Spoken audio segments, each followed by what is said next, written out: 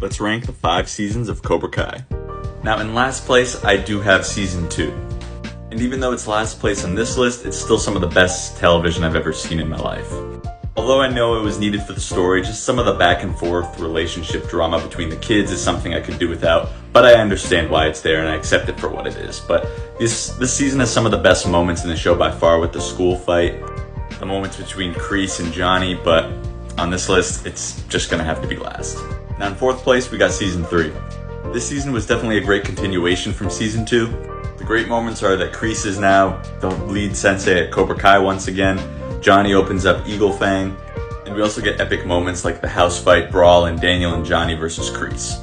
Now I don't have any inherent problems with this season as a whole, it's just I think that the seasons that I ranked higher on this list just do a better job, and I just seem to enjoy them more as a season for what they are. In 3rd place, I of course got Season 4.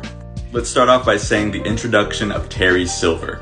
As soon as he was introduced on screen for the first time since 1989, since the Karate Kid 3 first came out, he instantly fell into my top 5 favorite characters in this whole universe. And that All Valley tournament was some of the best display of karate and martial arts that I've ever seen in like cinema or any form of media.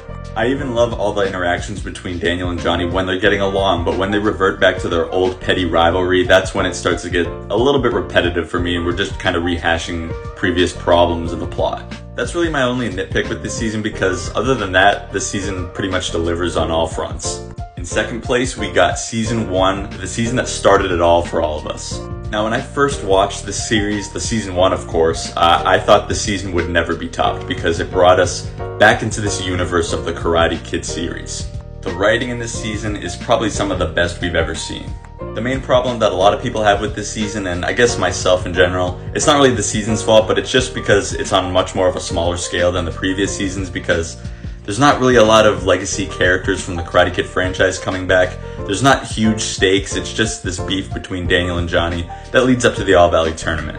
And it of course has the beef between the kids that's built up and eventually settled at the All Valley. Now of course, number 1 for me is of course Cobra Kai Season 5. Now the main reason that this season is number 1 for me is that it puts to an end pretty much all of the rivalries that have been building these past 4 or 5 seasons. You ultimately get the problems between Johnny and Robbie get resolved, you get the problems between Miguel and Robbie get resolved, you get the problems with, of course, Daniel and Johnny get resolved, Tori and Sam as well. The stakes are at the highest that they've ever been this season, and it's definitely the most darkest season we've ever got, and I actually love that as a tone for Cobra Kai, especially with Terry Silver taking over the valley. But that's my top 5 of Cobra Kai. Let me know your top 5 in the comments.